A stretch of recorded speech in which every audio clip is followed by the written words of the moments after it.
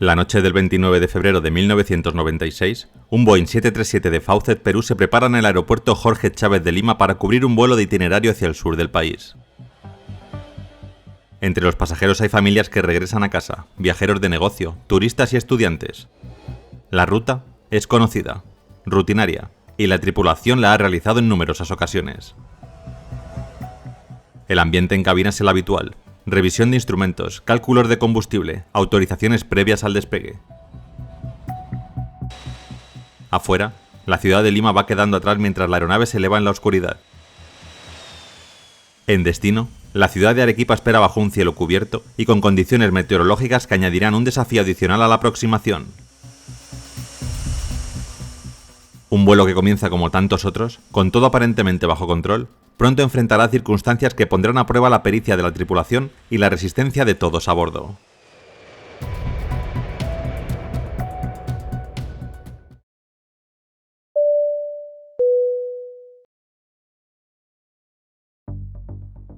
...29 de febrero de 1996... Aeropuerto Internacional Jorge Chávez, Lima, Perú. Son las 6:30 de la tarde, y aquí, el vuelo 251 de Faucet, Perú, se prepara para salir hacia Arequipa.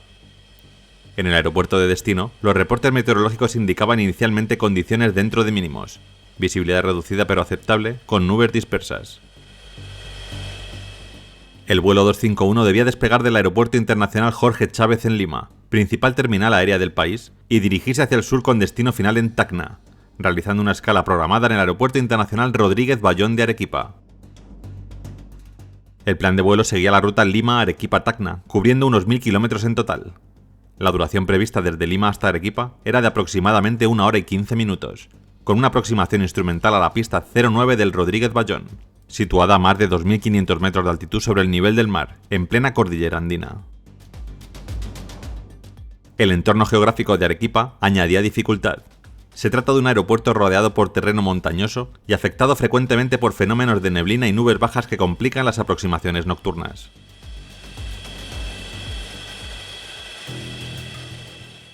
El aparato asignado para el vuelo era un Boeing 737-222, fabricado en 1968 y con matrícula OB1451.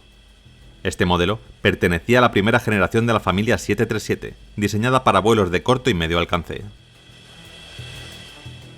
El 737-200 podía transportar más de 100 pasajeros, tenía un alcance de unos 3.400 kilómetros y estaba equipado con dos motores Pratt & Whitney JT8D9A. Aunque era un avión veterano, seguía en servicio en numerosas aerolíneas del mundo en los años 90. Faucet Perú fue una de las aerolíneas pioneras en Sudamérica. Fundada en 1928 por el piloto estadounidense Elmer J. Faucet, se convirtió en la primera compañía aérea comercial del Perú y una de las más antiguas de América Latina. Elmer Faucet, expiloto de la Curtiss Flying Service, se estableció en Lima en los años 20 y vio la oportunidad de desarrollar un servicio aéreo en un país con enormes retos geográficos. Su visión fue conectar regiones aisladas de la tierra y la selva con la costa, algo que hasta entonces era muy difícil por tierra. Durante décadas, la compañía fue sinónimo de aviación en el Perú. Creció con flotas de aviones Douglas, Lockheed y posteriormente Boeing, convirtiéndose en un símbolo nacional. Sin embargo, en los años 90, Faucet atravesaba una profunda crisis económica y operativa. Su flota estaba envejecida, enfrentaba la competencia de aerolíneas modernas y acumulaba deudas. La tripulación técnica estaba integrada por el comandante Juan Maita Basurto, con más de 12.400 horas de vuelo. A su lado se encontraba el copiloto Julio Paz Castillo, con aproximadamente 2.800 horas de experiencia. A ellos se sumaban 4 tripulantes de cabina: Alicia Leo Vázquez, Yasmín Uehara Pretel, Óscar Montalvo Rodríguez y Javier Salas Ronceros.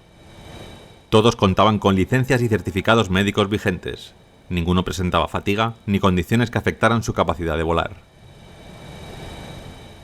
A bordo viajaban 117 pasajeros, haciendo un total de 123 personas en el interior del 737. La mayoría eran peruanos y chilenos, aunque también había ciudadanos de Bélgica, Bolivia, Brasil y Argentina. A las 19:20, el 737 comenzó a rodar por la pista de despegue.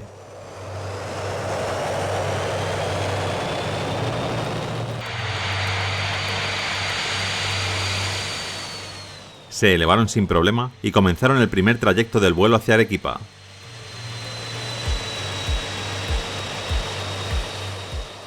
El Boeing 737 asciende estable, dejando atrás las luces de la capital peruana y enfilando rumbo sur.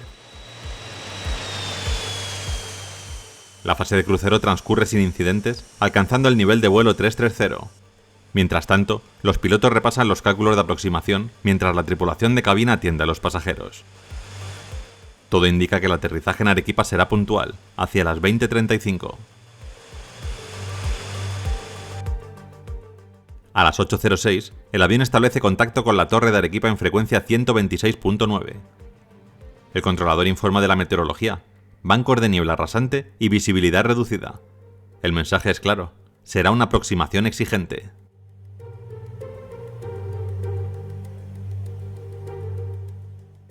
El controlador autoriza descender hacia el punto Sihuas, a 14.000 pies. 10 minutos después, a las 8:20, la tripulación reporta haber sobrevolado el punto y la autorización siguiente los lleva a Corso, a 11.500 pies.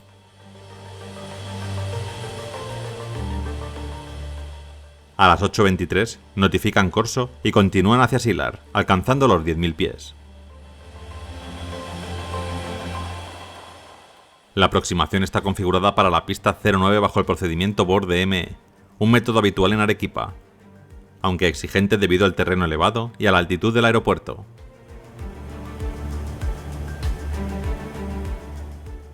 La torre les envía una nueva indicación, deben notificar Padis, otro punto de control situado apenas a unas 5,7 millas de la cabecera.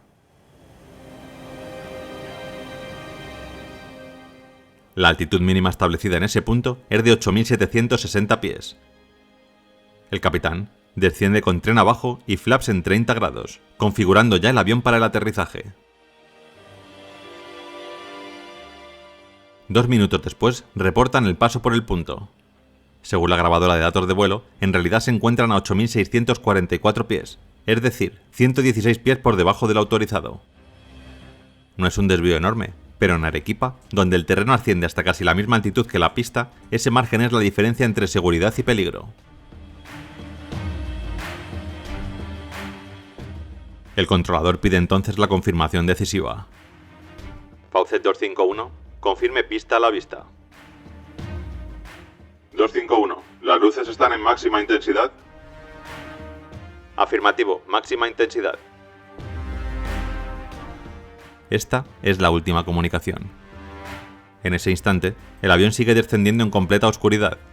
Afuera, los pasajeros miran por las ventanillas, pero solo ven la densidad gris de la niebla. En cabina, los pilotos esperan encontrar la pista iluminada al salir del banco de nubes. Pero ese momento parece no llegar nunca. El 737 mantiene rumbo 9,3 grados, aproximándose peligrosamente al terreno.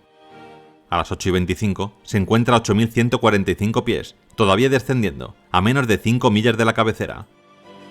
El margen con respecto al suelo ya es de apenas 130 pies. 18 segundos después, la aeronave impacta contra la cima de una colina a 8.015 pies de altitud. El golpe arranca la sección trasera y la cola se queda separada en la primera ladera. El fuselaje principal continúa por inercia, se invierte y choca contra la siguiente pendiente. Al instante, se desata un incendio masivo que consume el avión casi en su totalidad. La ciudad de Arequipa, apenas a 8 kilómetros de allí, no escucha otra cosa que un estruendo apagado en la montaña, y poco después, el resplandor lejano de las llamas que anuncian que algo terrible ha ocurrido. Tras perder el contacto con el vuelo 251, la torre de Arequipa pidió a la tripulación del vuelo 453 de Aeroperú que intentara localizarlo. Poco después, los pilotos reportaron haber visto un resplandor naranja a través de la niebla, en el eje de aproximación a la pista 09. Esa fue la primera confirmación para los controladores de que algo grave le había ocurrido al vuelo 251 de Faucet, Perú. Al día siguiente, en la mañana del 1 de marzo, equipos de rescate y la comisión investigadora se trasladaron al lugar señalado. El acceso resultó difícil. La aeronave había impactado contra una colina y sus restos estaban esparcidos entre dos laderas. La cola se hallaba separada del fuselaje principal, que había quedado invertido y en gran parte calcinado. No se encontraron supervivientes. Las 123 personas a bordo fallecieron, probablemente en el momento del impacto. Las labores se centraron en la recuperación de cuerpos, la protección del área y la recolección de elementos esenciales para la investigación en medio de un escenario devastador marcado por el fuego y los restos metálicos retorcidos.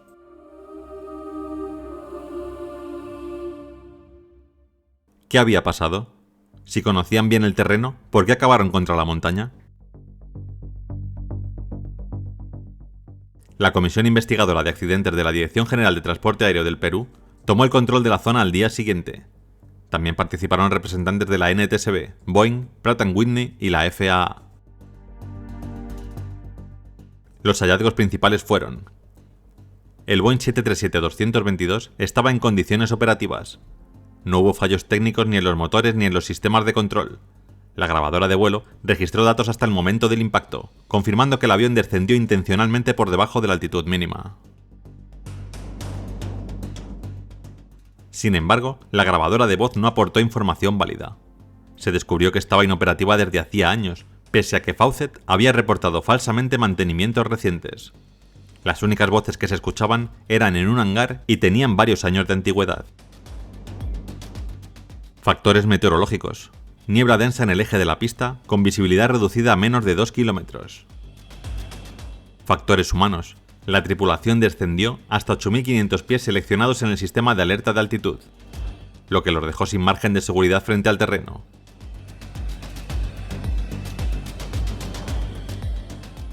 El informe final determinó como causa principal error humano de la tripulación al descender por debajo de la altitud mínima autorizada, y también intento de vuelo visual en condiciones de vuelo instrumental.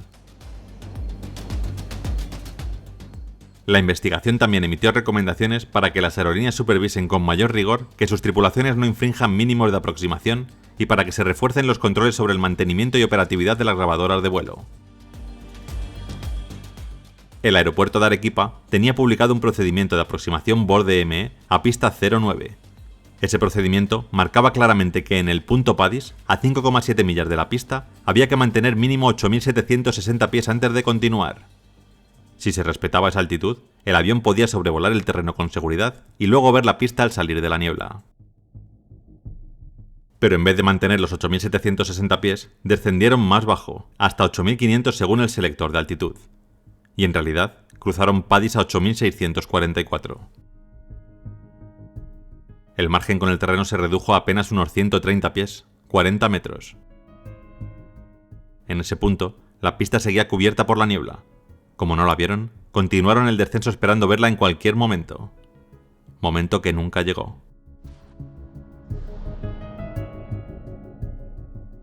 Pero, ¿por qué lo hicieron si conocían bien el terreno? Según la investigación, el comandante tenía mucha experiencia en esta ruta. Probablemente pensó que conociendo el terreno y con las luces al máximo, podría ver la pista al bajar un poco más. El informe dice literalmente que fue un error personal de la tripulación. El accidente causó la muerte de las 123 personas a bordo. Se convirtió en uno de los desastres aéreos más graves en la historia del Perú. Para Fawcett, representó un golpe letal a su ya debilitada reputación. La compañía no logró recuperarse y cesó operaciones en 1997. La tragedia conmocionó a Perú y a Chile, países de donde procedían la mayoría de los pasajeros. Hubo duelos nacionales y múltiples homenajes a las víctimas. En el ámbito de la aviación, el accidente reforzó la importancia de cumplir estrictamente con las altitudes mínimas publicadas en las cartas de aproximación. También evidenció la necesidad de controles más rigurosos sobre el estado de los registradores de vuelo. Entre los pasajeros fallecidos se encontraba Lorenzo de Cislo, hijo del famoso pintor Fernando de Cislo y de la escritora Blanca Varela, dos de los grandes nombres de la cultura peruana.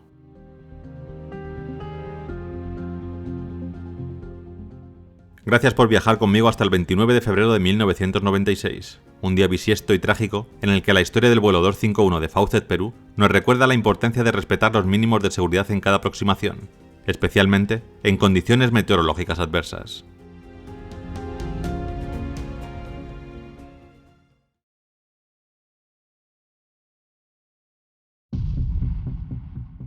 Hay un pequeño aeródromo costero que se esconde entre colinas verdes y una pista angosta que mira al Pacífico. Desde allí, un Cessna 208B de colores vivos se prepara para llevar a 10 turistas hacia San José. Otro avión idéntico ya ha salido hace unos minutos siguiendo un corredor natural entre montes. La tripulación charla con personal de tierra y con un técnico del aeropuerto que conoce bien la zona. En el interior del avión, el ruido del motor parece saludable. Sin embargo, la decisión clave no está en el motor, sino en la ruta de salida. En el valle, el viento sopla con rachas. No hay mangas visibles en el aeropuerto, y la orografía obliga a elegir con precisión el pasillo de escape.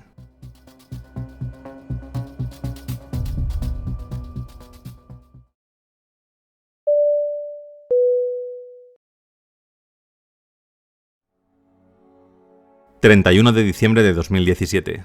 Aeropuerto de Punta Islita, Guanacaste, Costa Rica.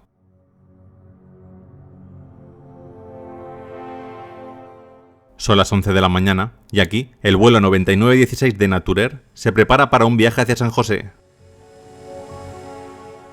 Poco antes, en la mañana, la aeronave había realizado un reposicionamiento hacia Islita. Durante su llegada, el avión impactó con algunas aves, produciendo un daño localizado en el borde de ataque del ala izquierda cerca de la luz de aterrizaje. El capitán contactó con mantenimiento y esperó aviso de liberación antes de continuar. El vuelo 9916 tenía previsto despegar a las 11:56 de la mañana desde el aeropuerto de Punta Islita con destino al Aeropuerto Internacional Juan Santamaría, en San José. El campo de Islita es privado, sin torre, con una sola pista de aproximadamente 3.000 pies de largo por 30 de ancho, encajada en un valle con terreno ascendente en casi todos los cuadrantes salvo al sur, que abre hacia el océano. La salida estándar utilizada por tripulaciones locales cuando se despega por 03 es virar inmediatamente a la derecha para atravesar un paso oriental de menor relieve que permite ganar tiempo de ascenso antes de afrontar las cumbres.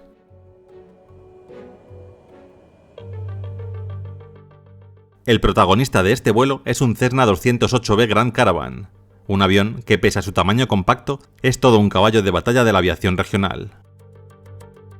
De ala alta y tren fijo, con espacio para una docena de pasajeros, se ha ganado la reputación de llegar a pistas donde otros aparatos simplemente no podrían aterrizar. En Costa Rica, con su geografía montañosa y pistas cortas junto a la costa, este modelo encajaba como anillo al dedo. Este Cessna, de matrícula TI-BEI, había salido de fábrica en 2001, y tras varias etapas en Estados Unidos, había llegado a Naturair. Para entonces acumulaba más de 12.000 horas de vuelo, un historial extenso para un avión de trabajo diario. Su motor, un Pratt & Whitney PT6A 114A, era conocido por su fiabilidad. Un turbohélice de 675 caballos que impulsaba una hélice de paso variable capaz de responder con fuerza incluso en despegues exigentes. Ese motor, instalado apenas 2 meses antes, tenía todavía un largo recorrido por delante. Los registros hablaban de poco más de 3.000 horas de uso, una cifra modesta comparada con la vida útil prevista para este tipo de planta motriz. El Grand Caravan era, en resumen, un avión diseñado para entornos hostiles y pistas complicadas, con suficiente potencia para levantar vuelo en escenarios difíciles.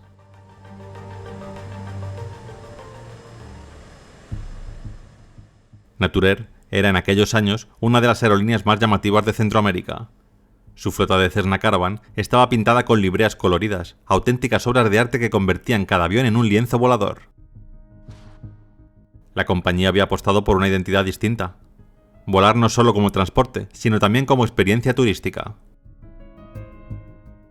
Sus rutas conectaban a los viajeros con playas, parques naturales y pequeñas comunidades donde las carreteras eran lentas y las distancias se medían más en horas que en kilómetros.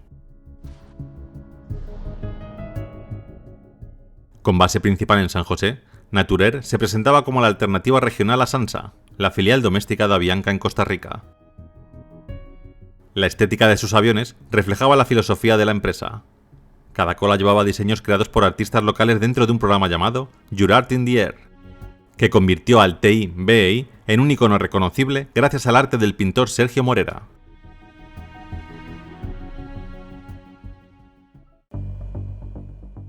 A los mandos del Cessna Grand Caravan está el comandante Juan Manuel Retana Chinchilla, de 52 años.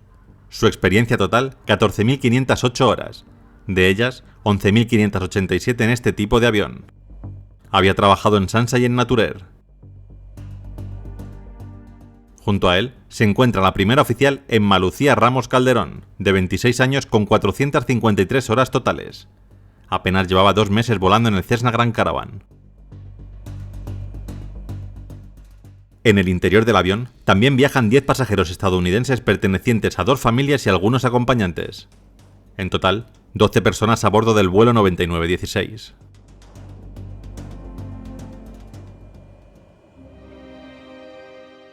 A las 11:56, el avión comenzó a rodar por la pista 03 del aeropuerto.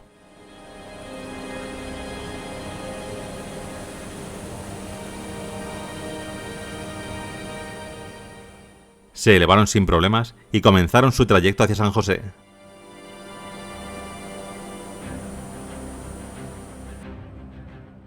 La primera aeronave ya despegó minutos antes y giró a la derecha rumbo al paso oriental que facilita el ascenso. Antes de salir, la tripulación del Cessna ha conversado con un técnico sobre esa misma ruta de salida.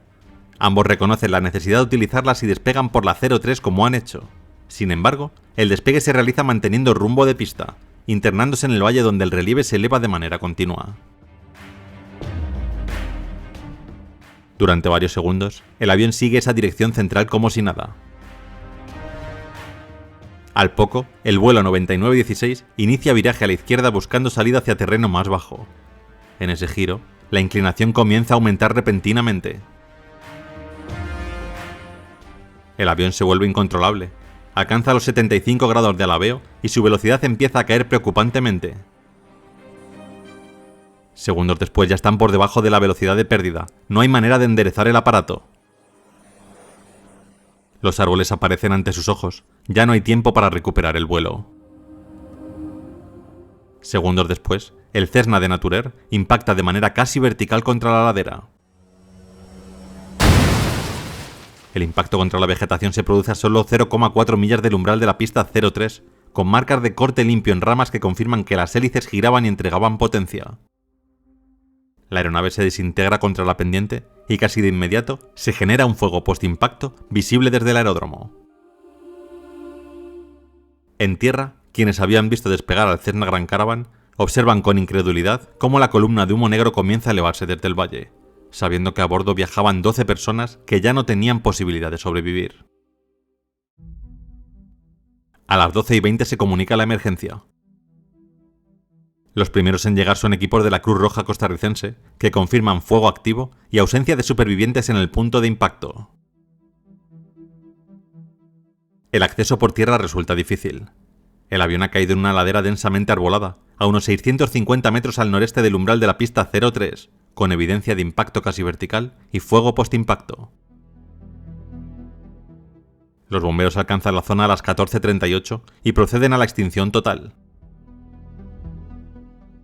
En total se movilizan 7 unidades: extinción, ataque rápido y tanquetas, desde las estaciones de Filadelfia, Nicoya, Santa Cruz, Nandayure y Huacas. Tras las labores de supresión y enfriamiento, las autoridades aseguran el perímetro y se inicia la fase de investigación.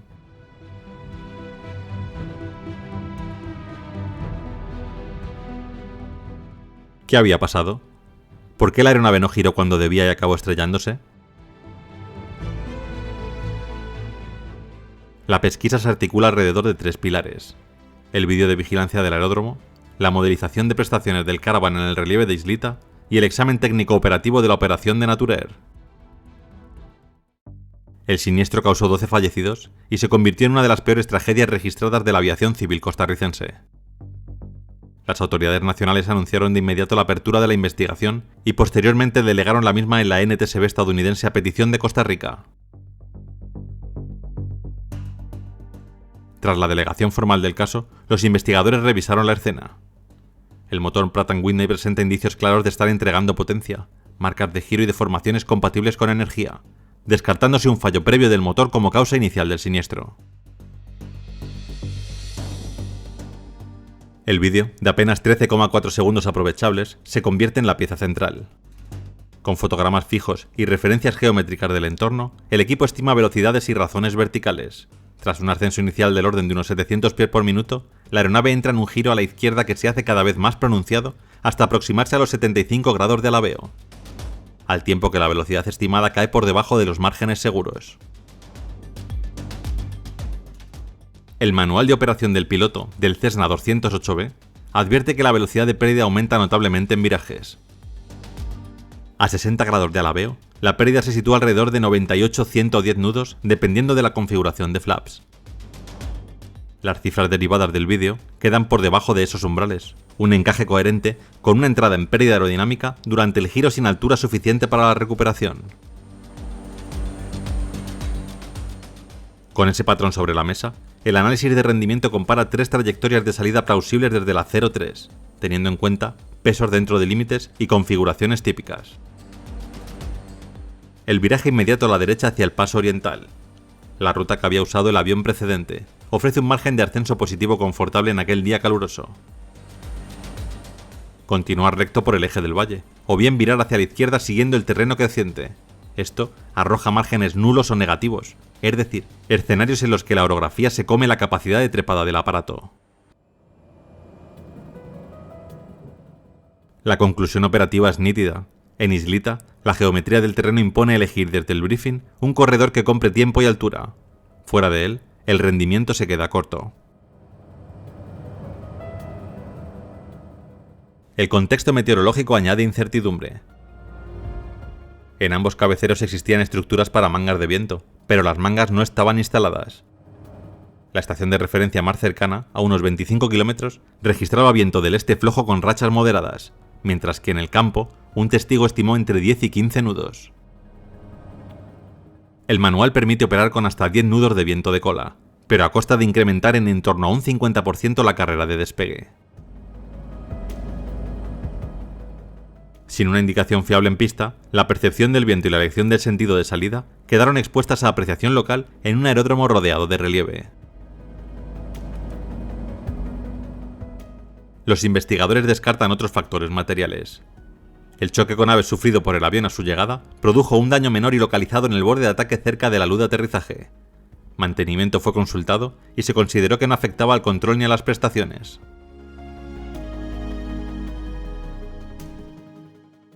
La lupa se desplaza entonces a la capa organizativa. El Manual General de Operaciones exigía formación documentada, incluida instrucción en línea y calificación específica, y establecía la necesidad de identificar aeródromos de características especiales que requieren procedimientos no estándar. En los expedientes revisados no aparece un listado formal que incluya Islita, ni constan todos los registros actualizados de instrucción y verificación del comandante. La primera oficial, por su parte, presentaba experiencia total relativamente baja en el tipo, pese a una formación teórica reciente.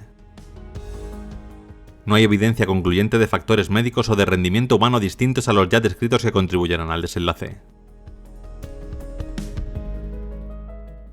Con todas las piezas integradas, la NTSB sintetiza. El accidente se debió a que la tripulación no mantuvo la velocidad adecuada durante una maniobra para salir de un área de terreno ascendente, excediendo el ángulo crítico de ataque y entrando en pérdida. Contribuyeron en esa cadena la continuación del despegue hacia una zona cuyo relieve superaba en la práctica la capacidad de ascenso disponible en la trayectoria elegida, la carencia de información de viento en pista que dificultó una elección óptima y la ausencia de formación documentada para operar en un aeródromo que requería una salida no estándar.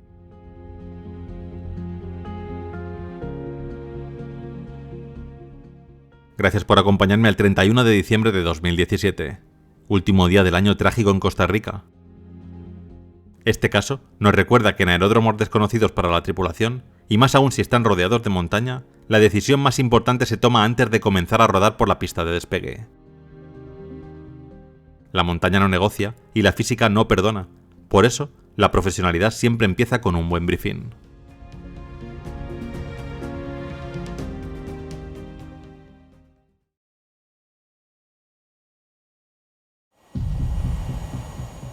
Un avión de Pan American World Airways se dispone a realizar un trayecto nocturno sobre el Pacífico Sur en un entorno remoto y exigente. Más de 100 personas viajan a bordo de un Boeing 707 que une Nueva Zelanda con Estados Unidos, haciendo escala en un pequeño aeropuerto rodeado de montañas y selva tropical.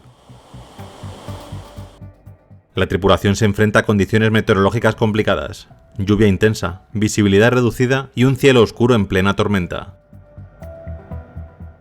Lo que parecía una escala rutinaria en Pago Pago, pronto se convertirá en una prueba de habilidad y resistencia en la que a bordo nadie sabe si lograrán llevar el avión hasta tierra firme sin incidentes.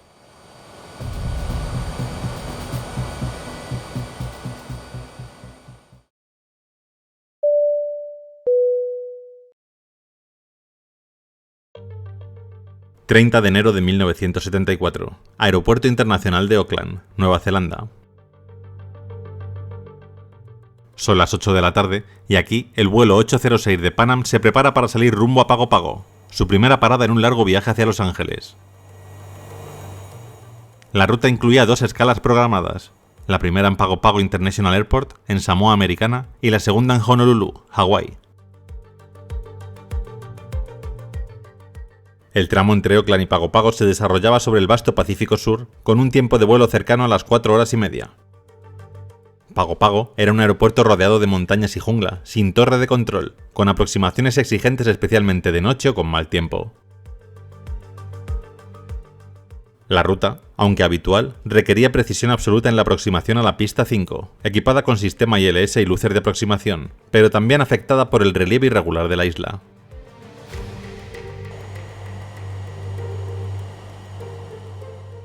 El avión es un Boeing 707-321B, matrícula N454PA, bautizado como Clipper Radiant. Se trataba de un modelo de largo alcance, propulsado por 4 motores Pratt & Whitney JT3D-3B. El 707 fue durante años el caballo de batalla de Pan Am en rutas internacionales, un avión robusto y fiable que marcó la era del jet en los años 60 y 70. La aeronave había volado por primera vez en 1967 y acumulaba más de 21.600 horas de vuelo hasta este día. Era capaz de transportar más de 140 pasajeros en configuración típica de largo radio, aunque en este vuelo llevaba 91 pasajeros y 10 tripulantes, en una operación dentro de los parámetros habituales. Pan American Waterways, conocida mundialmente como Pan Am, fue la aerolínea más emblemática de Estados Unidos y una de las más reconocidas del mundo. En la década de 1970 todavía representaba lujo, prestigio y liderazgo en rutas intercontinentales. Sus Boeing 707 fueron símbolo de la modernidad y la globalización. La compañía mantenía operaciones regulares en todo el Pacífico, conectando Oceanía, Asia y América, con escalas en puntos estratégicos como Pago Pago que servían de conexión entre Nueva Zelanda y Estados Unidos. A los mandos del vuelo 806 se encuentra el capitán Leroy Petersen, de 52 años, con más de 17.400 horas de vuelo, de las cuales 7.416 fueron en el 707. Había vuelto a volar tras una baja médica reciente y tenía poca experiencia en aproximaciones instrumentales a Pago Pago.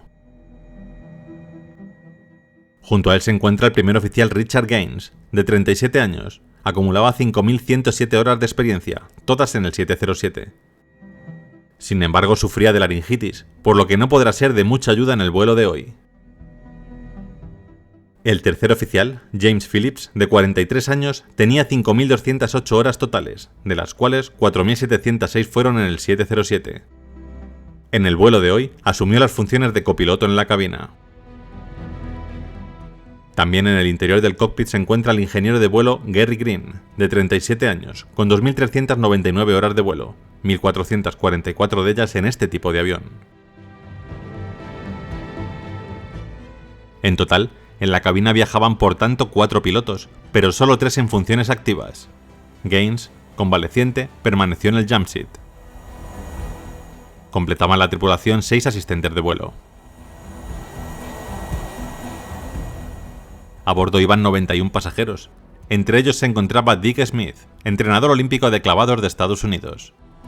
En total, 101 personas entre tripulación y pasajeros.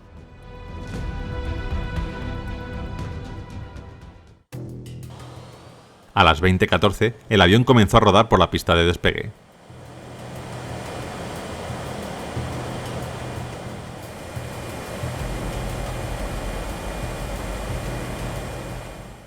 Se elevaron sin problemas y comenzaron su primer trayecto hacia Pago Pago.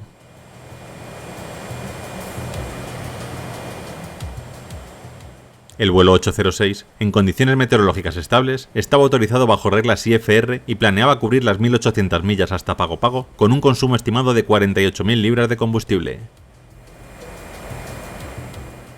La llegada estaba prevista hacia las 11:40 de la noche en Samoa Americana.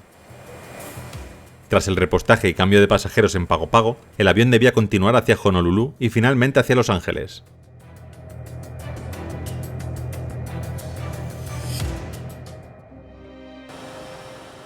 El Boeing 707 avanza en la oscuridad sobre el Pacífico.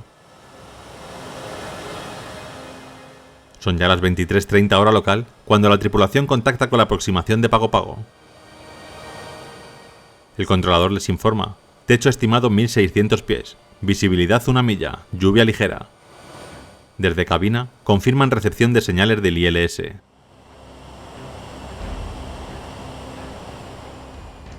La lluvia arrecia mientras la tripulación se concentra en interceptar el localizador. Poco después, el capitán consulta: ¿ves la pista? El tercer oficial, James Phillips, responde: sí, la tengo a la vista, brilla a lo lejos. Se activan los limpiaparabrisas. La cabina sigue el checklist de aterrizaje.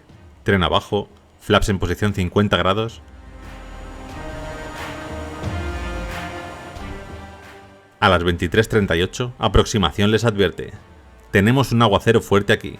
Desde nuestra posición no se ven las luces de la pista. Un minuto después transmite: viento 030 grados, 20 nudos con rachas de 25. La respuesta desde cabina es breve: 806 Wilco. Dentro, el ambiente es de rutina. Phillips comenta: estás un poco alto. El capitán ajusta. El ingeniero revisa parámetros.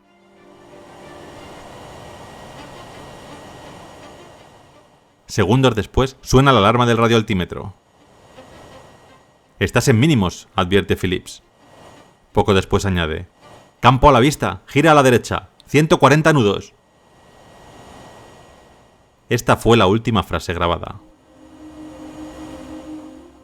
En la oscuridad y bajo la lluvia, el 707 desciende demasiado rápido. Los árboles aparecen de pronto. A las 23:40, el avión impacta contra la vegetación a menos de 1 milla de la pista. El fuselaje atraviesa la jungla, golpea un muro de piedra volcánica de 1 metro y se desliza otros 700 pies hasta detenerse destrozado y en llamas. El silencio de la selva queda roto por las explosiones menores de combustible mientras las llamas iluminan la lluvia torrencial. El impacto ocurrió a menos de 1 milla de la cabecera de la pista, pero el lugar exacto, una zona de selva espesa y lluviosa, complicó la llegada inmediata de los equipos de emergencia. Los primeros en reaccionar fueron los propios trabajadores del aeropuerto, que desde la terminal habían visto un resplandor en medio de la tormenta. Cuando corrieron hacia la zona, se encontraron con terreno fangoso, muros de piedra volcánica y una visibilidad casi nula por la lluvia torrencial. El fuselaje del 707 estaba partido, con los motores arrancados de las alas. Sin embargo, lo más devastador fue el incendio posterior al impacto. El fuego consumió rápidamente la cabina de mando y gran parte del interior del avión. Muchos pasajeros habían sobrevivido al impacto inicial, descrito por testigos como fuerte pero comparable a un aterrizaje brusco. El problema es que quedaron atrapados por las llamas. Los equipos de rescate lucharon contra el terreno y la lluvia para llegar a los supervivientes. Solo 9 pasajeros y un miembro de la tripulación fueron encontrados con vida en un primer momento. Sin embargo, en los días posteriores varios fallecieron debido a la gravedad de sus heridas, reduciendo el número final de supervivientes a 4. Entre los rescatados estaba el entrenador olímpico de clavados Dick Smith, que logró escapar con heridas graves. Otros, como el tercer oficial Phillips, sobrevivieron al impacto pero no resistieron las lesiones. La tragedia no terminó en el momento del choque, sino que se prolongó durante el rescate, marcado por la desesperación de los equipos que intentaban abrirse paso por la jungla bajo la tormenta. Este retraso, unido a la violencia del fuego, selló el destino de la mayoría de los ocupantes.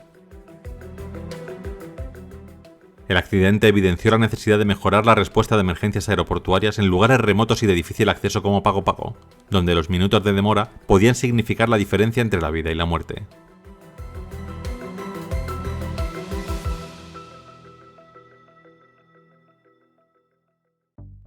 ¿Qué había pasado? ¿Por qué acabaron estrellándose tan cerca de la pista? La NTSB llevó a cabo una investigación meticulosa, apoyándose en los registros del CVR y FDR, además de recrear el perfil de aproximación en simuladores y vuelos de prueba. El objetivo era comprender por qué un avión perfectamente operativo, con una tripulación experimentada y en una aproximación guiada por ILS, había terminado impactando la jungla a menos de 1 milla de la pista. Los datos revelaron que el Boeing 707 estaba configurado de manera normal para el aterrizaje. Tren extendido, flaps a 50 grados, potencia de motores estable y en aumento justo antes del impacto. No se hallaron fallos mecánicos ni en motores ni en sistemas de vuelo. El problema central fue el descenso inestable. A medida que el avión se acercaba a la pista, penetró en una zona de fuertes corrientes de aire asociadas a la tormenta que cubría Pago Pago. Estos cambios repentinos de viento, una mezcla de ráfagas horizontales y descendentes, desestabilizaron la trayectoria. El avión entró en un régimen de descenso excesivo, que no fue detectado a tiempo. El capitán Petersen había regresado recientemente de una baja médica y apenas tenía experiencia en aproximaciones instrumentales a Pago Pago. El aeropuerto presentaba un desafío especial: montañas cercanas, ausencia de referencias luminosas en los alrededores y la llamada ilusión del Black Hole. En esta ilusión óptica, la pista iluminada aparece aislada en la oscuridad, lo que lleva al piloto a percibir que está demasiado alto en la aproximación.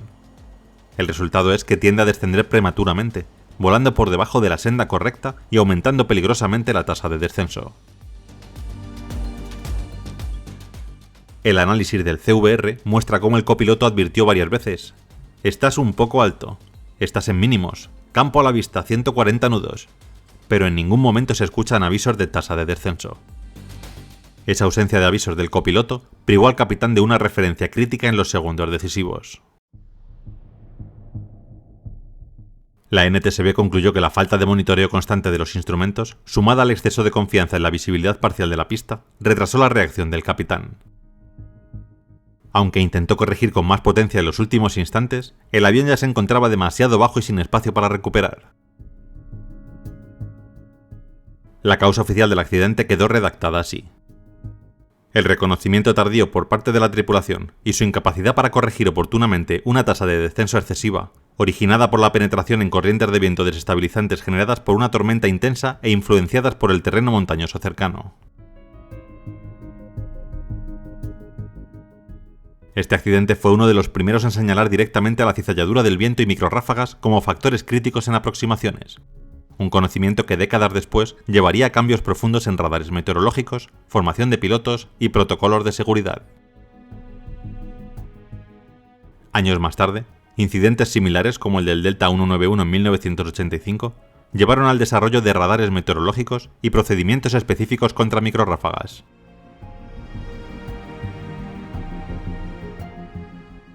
En Pago Pago se reforzaron los sistemas de navegación. Además, se mejoró la capacitación de tripulaciones y la concienciación sobre las aproximaciones nocturnas en condiciones de tormenta. El caso sigue siendo estudiado como ejemplo de los peligros de las ilusiones ópticas, la meteorología severa y la importancia de las llamadas de atención en cabina en los momentos críticos.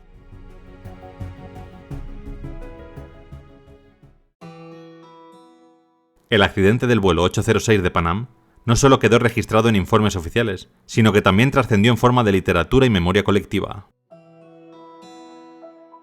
En 1978, el periodista John Godson publicó Clipper 806, The Anatomy of an Air Disaster, un libro que reconstruía con detalle narrativo lo ocurrido en Pago Pago.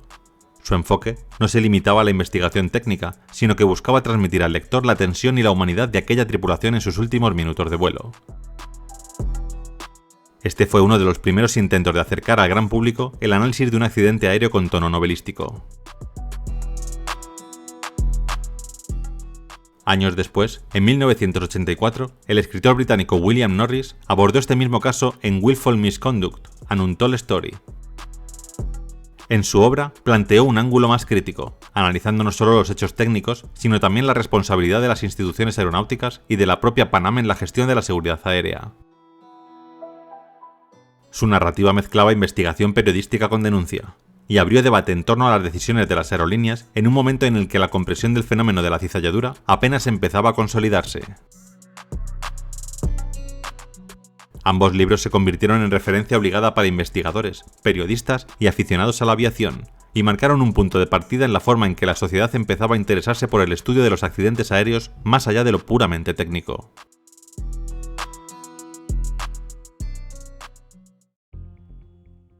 El vuelo 806 de Pan Am nos recuerda hasta qué punto la aviación depende de la conjunción de factores humanos, técnicos y meteorológicos. Una tripulación experimentada, un avión en perfecto estado y un aeropuerto equipado con ILS no fueron suficientes frente a la fuerza invisible del viento y la falta de referencias en una noche oscura y lluviosa.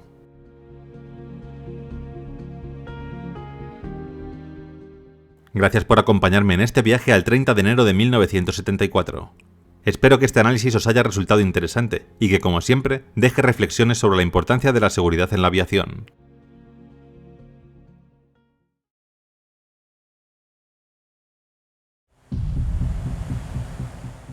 Una aeronave regional con 68 personas a bordo despega desde Santiago de Cuba con rumbo a La Habana. Es el último vuelo del día y también el último autorizado antes de que el aeropuerto cierre por completo. Se avecina un huracán y los controladores se apresuran a liberar el espacio aéreo.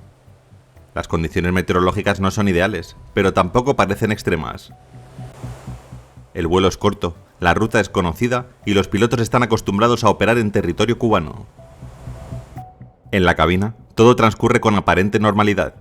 El ATR-72 de Aerocaribean asciende rumbo noroeste, sobrevolando campos verdes y pueblos pequeños.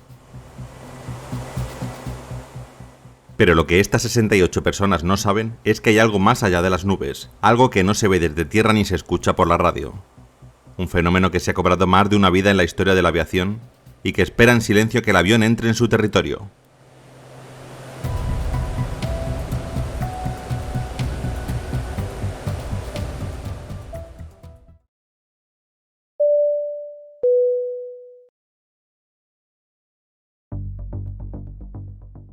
...4 de noviembre de 2010... Aeropuerto Internacional Santiago de Cuba, Cuba. Pasan unos minutos de las 4 de la tarde y aquí, el vuelo 883 de Aerocaribean se apresura a realizar los preparativos previos al vuelo para salir lo antes posible y así evitar el huracán Tomás que está llegando a la isla. El vuelo 883 partía del Aeropuerto Internacional Toussaint en Puerto Príncipe, Haití, con destino final en La Habana, Cuba. La ruta incluía una escala técnica en el Aeropuerto Internacional Antonio Maceo, en Santiago de Cuba. En esta segunda etapa, la aeronave volaría rumbo noroeste, cruzando la provincia de Sancti Spiritus antes de iniciar el descenso hacia el Aeropuerto Internacional José Martí. Una ruta corta y directa, pero esa tarde, cargada de amenazas meteorológicas. El huracán Tomás se aproximaba por el Caribe, obligando al cierre inminente de los aeropuertos del oriente cubano.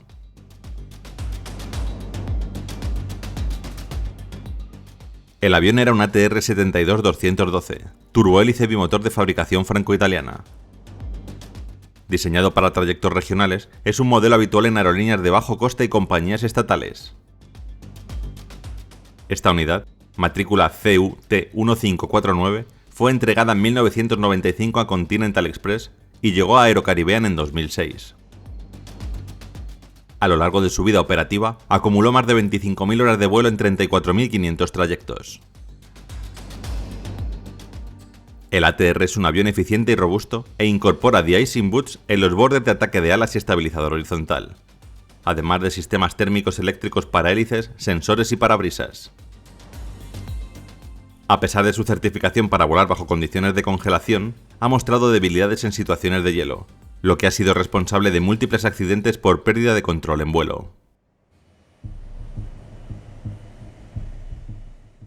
Aerocaribean, oficialmente Empresa Aerocaribean S.A., fue una aerolínea estatal de Cuba fundada el 2 de diciembre de 1982.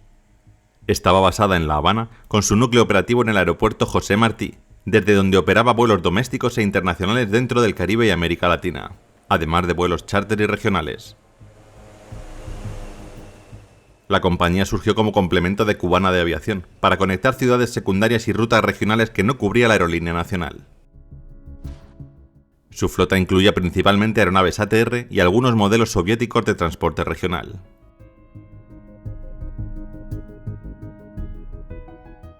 Aerocaribean operó hasta 2015, cuando fue fusionada con Cubana de Aviación. En su trayectoria enfrentó desafíos como la escasez de repuestos, una flota envejecida, restricciones económicas y una infraestructura operativa limitada, lo que impactó en la modernización y seguridad operativa. A pesar de estas restricciones, mantuvo una función estratégica en la conectividad aérea cubana durante más de 3 décadas.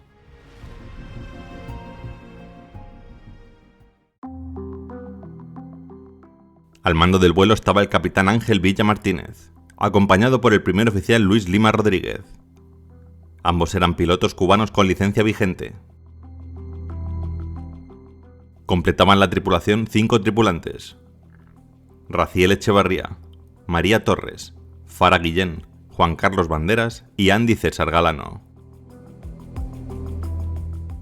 A bordo iban 61 pasajeros de al menos 11 nacionalidades. La mayoría eran ciudadanos cubanos, pero también viajaban argentinos, mexicanos, holandeses, alemanes, españoles, franceses, japoneses, venezolanos y australianos.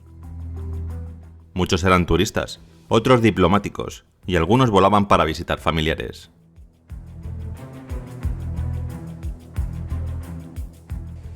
A las 16:44, el ATR de Aerocaribean comenzó a rodar por la pista de despegue.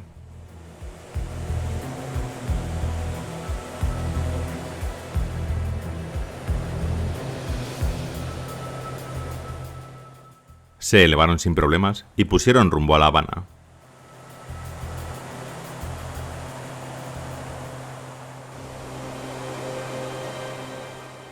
El vuelo transcurre con calma inicial. Los pasajeros se relajan tras el despegue desde Santiago. El cielo se muestra gris, encapotado. En cabina, el capitán y el primer oficial vigilan el ascenso.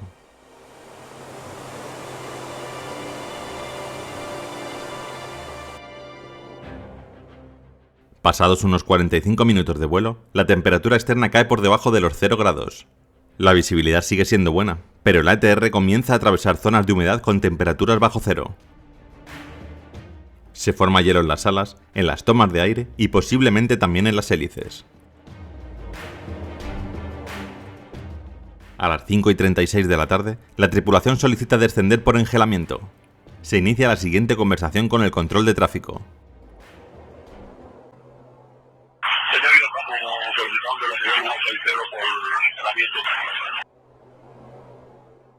Avión 883, pendiente su solicitud, tiene un tránsito a las 12 de su posición, distancia de 78 millas, sentido contrario a 190, ¿usted va a tomar vectores? Es correcto, ahora por el 6880. Aeronave que llama 883 o 680. El 883, solicitándole 160 por engelamiento a momento.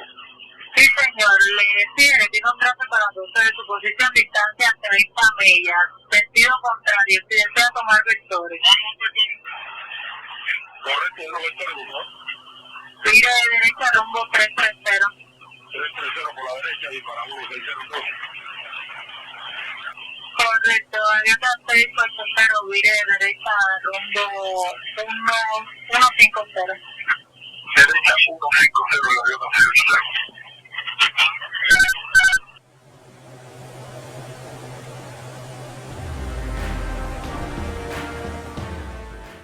En ese momento, y tras algunos problemas en la comunicación con el ATC, el avión comienza el giro hacia la derecha.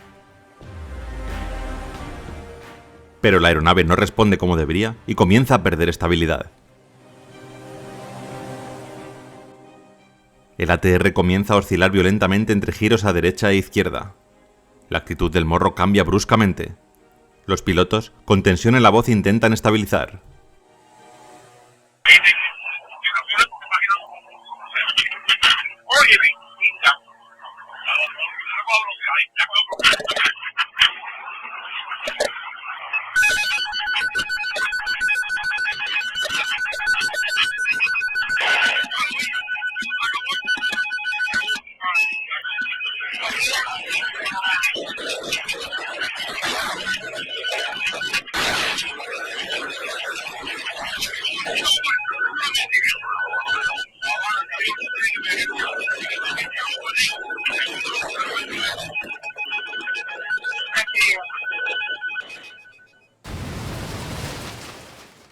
Instantes después, a las 17:42, el avión se estrella contra una zona boscosa en las cercanías de Guasimal, provincia de Sancti Spiritus.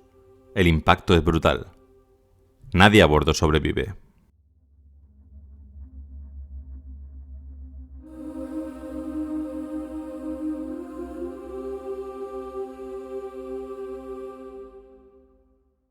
¿Qué había pasado?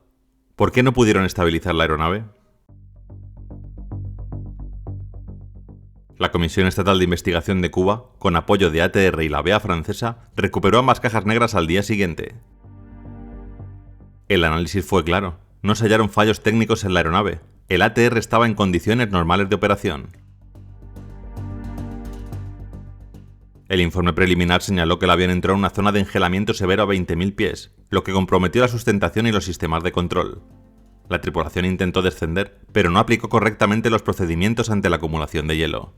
Como consecuencia, el avión entró en pérdida sin posibilidad de recuperación. El informe dejó constancia de que el avión estaba certificado, la tripulación licenciada y la meteorología prevista. Pero el fenómeno meteorológico fue más agresivo de lo que los pilotos esperaban. El accidente dejó un saldo total de 68 fallecidos. Todos los ocupantes murieron en el impacto. El fuselaje se incendió y fue destruido por completo. Los equipos de rescate necesitaron abrirse paso con bulldozers entre la vegetación para acceder al lugar. Cuando llegaron al lugar, descubrieron que todos los cuerpos estaban en sus asientos, lo que indica que el impacto fue instantáneo. Las víctimas fueron trasladadas al Instituto de Medicina Legal en La Habana. El gobierno cubano recibió condolencias de varios líderes mundiales. Argentina, uno de los países más afectados, envió un avión para repatriar a sus 10 ciudadanos fallecidos. Aunque el informe no derivó en cambios globales inmediatos, el caso del vuelo 883 volvió a poner el foco en el riesgo de engelamiento en aviones regionales, especialmente los ATR. La comunidad aeronáutica internacional ya venía debatiendo desde los años 90 la peligrosidad de estos modelos en condiciones de hielo. En años posteriores, se actualizaron procedimientos operativos en algunos países y se reforzaron los entrenamientos de tripulaciones para escenarios de engelamiento extremo. En las cercanías del lugar del accidente, en Guasimal, se colocó una placa conmemorativa en honor a las víctimas del vuelo. Aunque no se trata de un memorial oficial de gran escala, las familias cubanas y extranjeras han rendido tributo año tras año.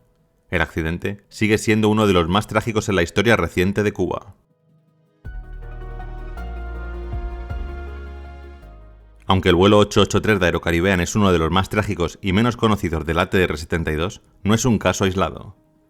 Este modelo, fabricado desde 1989 por el consorcio ATR, Airbus más Leonardo, ha protagonizado al menos 66 incidentes con 40 pérdidas totales, entre ellos 13 accidentes con víctimas mortales registrados hasta agosto de 2024. Entre ellos, varios accidentes por engelamiento han puesto en evidencia las limitaciones del avión y los riesgos en condiciones extremas.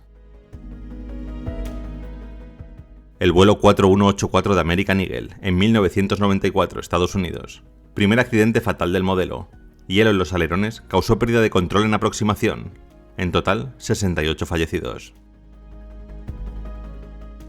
El vuelo 791 de Transasia Airways, 2002, Taiwán, sufrió engelamiento severo durante el vuelo, colisionando contra el mar.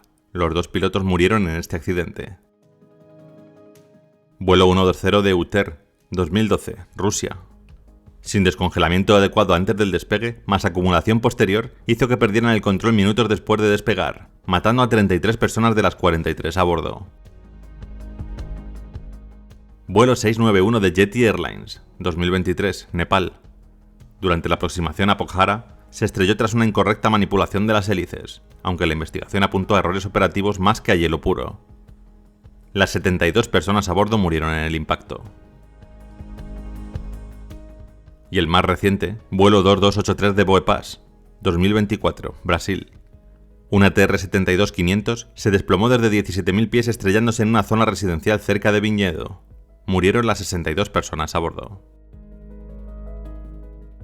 La investigación preliminar reveló que los pilotos reportaron problemas en el sistema de descongelamiento desde el inicio del vuelo, activándose y apagándose varias veces, en una región con advertencia diaria de hielo entre los 12.000 y los 21.000 pies. Testigos grabaron el avión girando en espiral antes del impacto. Gracias por acompañarme a 4 de noviembre de 2010, un día que dejó una profunda herida en los cielos de Cuba.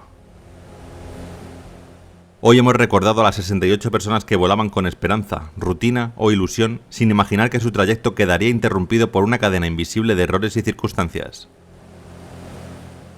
Una combinación de condiciones meteorológicas extremas y una aeronave que no perdona fallos en medio del hielo creó un escenario en el que el margen de reacción se desvaneció en cuestión de segundos.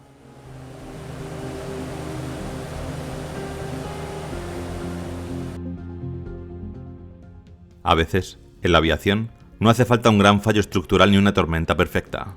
Basta un elemento mal gestionado en el momento equivocado para que todo se derrumbe.